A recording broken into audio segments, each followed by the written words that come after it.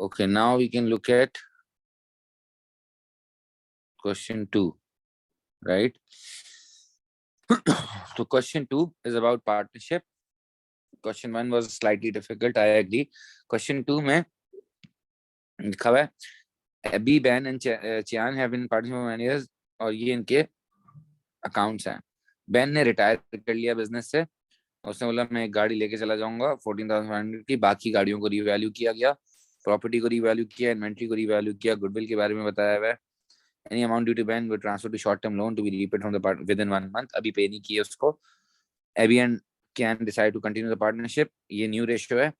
Can agree to pay sufficient fund in the partnership bank account so that the partner's capital account reflect the new profit sharing ratio. इसका मतलब मैं आपको बता दूंगा as we do the question. अच्छा, अब हमें revaluation करनी है.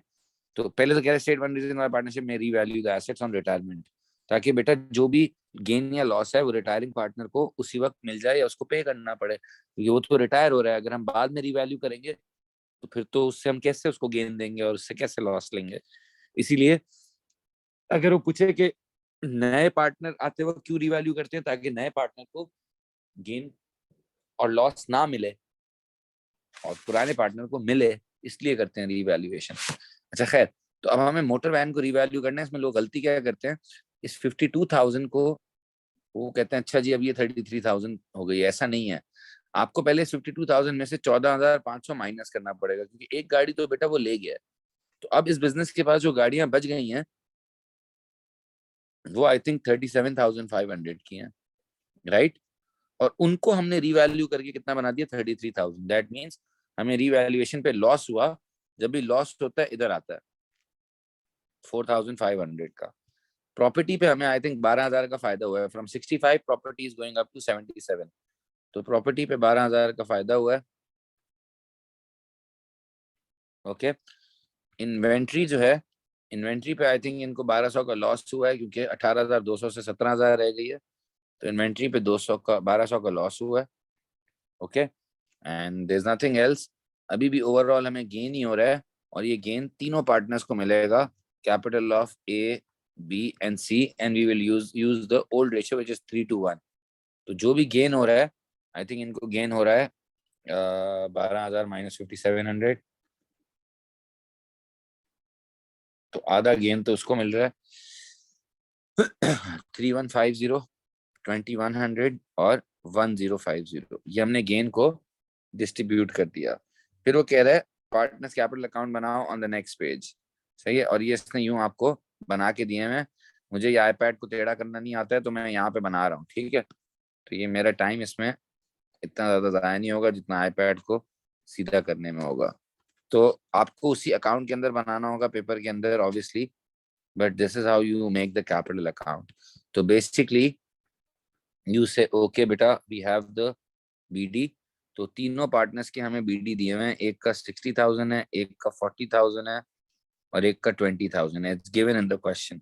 Okay. There is a rule that जब कोई पार्टनर जा रहा होता है तो सिर्फ उस पार्टनर का करंट अकाउंट हमेशा क्लोज करते हैं. तो बेन जा रहा है तो बेन का नेगेटिव करंट अकाउंट है, क्योंकि ब्रैकेट में लिखा हुआ है that means a debit balance.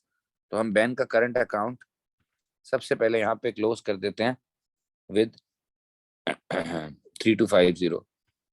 फिर बेन साहब ने ना एक मोटर व्हीकल भी ली थी बिजनेस से नेट बुक वैल्यू पे. अगर वो नेट बुक वैल्यू पे नहीं लेता तो फिर बिजनेस को लॉस या गेन भी होता. लेकिन अभी क्योंकि उसने नेट बुक वैल्यू भी ली है तो हमने वो उसके अकाउंट से निकाल दिए. अच्छा, फिर रीवैल्यूएशन पे जो गेन हुआ है उसको रिकॉर्ड किया जाएगा. तो 3,150, 2,100 और 1,050. उसके बाद we should do the goodwill adjustment. और गुडविल की वैल्यू उसने हमें बताई है 39,000. तो 39,000 की गुडविल को अगर मैं बांटता हूँ तो it should be 19,500, 13,000 and 6,500. But यहाँ पे गुडविल नए रेशो में विच इज 3:2:1, सॉरी 2:1. नहीं, new ratio is 3:2. So I can say 23,400 इधर से कटेगा, बी के अकाउंट से नहीं कटेगा. इसमें 15,600 होगा. सही है. अब the thing is that B को तो हमने रिटायर करना है. Are we giving B any money? No we are not. तो अगर आप बी की ए साइड टोटल करोगे 55,100 आएगी. इधर भी आप 55,100 लिखोगे और जो भी इसकी अमाउंट रह गई है वो हम लोन में ट्रांसफर करेंगे। सही है, जो भी इसकी अमाउंट रह गई है इसकी यहाँ पे एक अमाउंट रह जाएगी।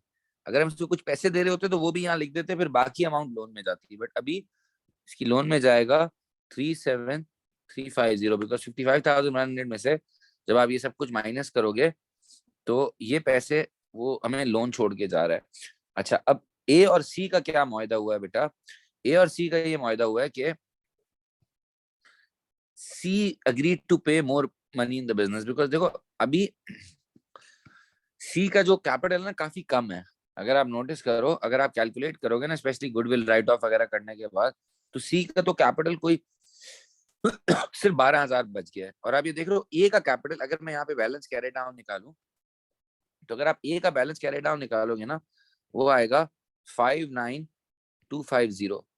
अब वो कह रहा है अगर आप कुछ ना करो ना तो सी का कैपिटल बहुत, यहाँ पे कोई 12,000 आ रहा होगा। तो उन्होंने ये डिसाइड किया कि ये फेयर नहीं है और she has to put more money in the business. देखो यहाँ लिखा हुआ है, सी agreed to pay sufficient money to the partnership so that the partner's capital account reflect the new profit sharing ratio। इसका मतलब होता है कि अगर इनका प्रॉफिट शेयरिंग रेशियो 3:2 है ना, तो कैपिटल का रेशियो भी 3:2 होना चाहिए। मतलब कि ये बोलेगा कि भाई अगर मेरा कैपिटल 59,250 है, विच इज लाइक 3, तो वो सी को कह रहा है भाई तेरा भी कैपिटल इसका 2 होना चाहिए, मतलब it should be in the same ratio. तो आप यहां से ये निकाल सकते हो कि सी का कैपिटल कितना होना चाहिए। तो ये जब आप निकालोगे ना तो इसका आंसर आएगा 39,500। मतलब एंड में सी का कैपिटल 39,500 होना चाहिए। तो हम क्या करेंगे हम यहाँ पे 39,500 लिख देंगे, ओके। और जबरदस्ती यहाँ पे लिखेंगे बैंक, ताकि वो इधर पैसे डाले। तो this guy has to put money so that his ending capital can become 39,500। तो आप उल्टा जाके यहां से निकाल सकते हो कि इस बंदे को कितने पैसे बिजनेस में डालने पड़ेंगे। तो this is the money which this guy will put, okay. तो ये हमने कैपिटल अकाउंट इसका बना लिया। अब एडिशनल इन्फॉर्मेशन में वो कह रहा है बेटा कि Ben has indicated that he may be willing to leave $10,000 as an interest-free loan, but it requires any other amount due to be paid within 1 month. Basically ये जो इसका कैपिटल हमने इसका लोन निकाला ना 37,350, वो कह रहा है इसमें से मैं आपको 10,000 तो इंटरेस्ट फ्री लोन दे सकता हूँ, लेकिन बाकी मुझे पैसे चाहिए।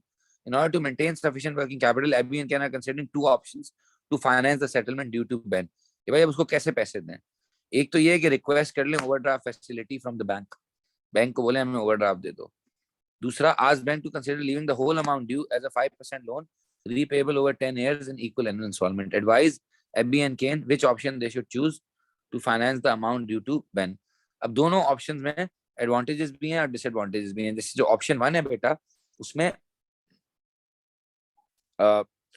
उसका जो मेरे ख्याल से एडवांटेज है, जैसे मार्क्स स्कीम ये कहती है the main purpose of an overdraft to secure temporary working capital as the settlement is a longer term commitment. बात ये सही कर रहा है, the bank may not agree to the overdraft even if the additional capital introduced by chain the partnership is still short of liquid capital। is the partnership sufficiently profitable to repay the overdraft?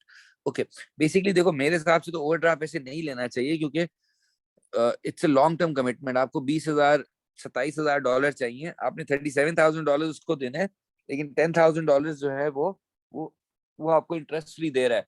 तो बाकी के जो पैसे हैं अगर आप overdraft से लोगे बेटा, तो ओवरड्राफ्ट ना बहुत महंगा होता है। ओवरड्राफ्ट पे डेली इंटरेस्ट लगता है, हर रोज का हमें कुछ इंटरेस्ट देना पड़ता है till we clear the overdraft. Long term loan जो है वो फिर भी स्ट्रक्चर्ड होता है और उस पर इतना ज्यादा इंटरेस्ट नहीं होता है, because it's not that expensive. तो overdraft is usually for a temporary need. मतलब अगर 1 महीने की सैलरियां देनी है लोगों की और आपके पास पैसे नहीं है और आपके पास अगले महीने पैसे आ जाएंगे, तो फिर आप ओवरड्राफ्ट लेते हो।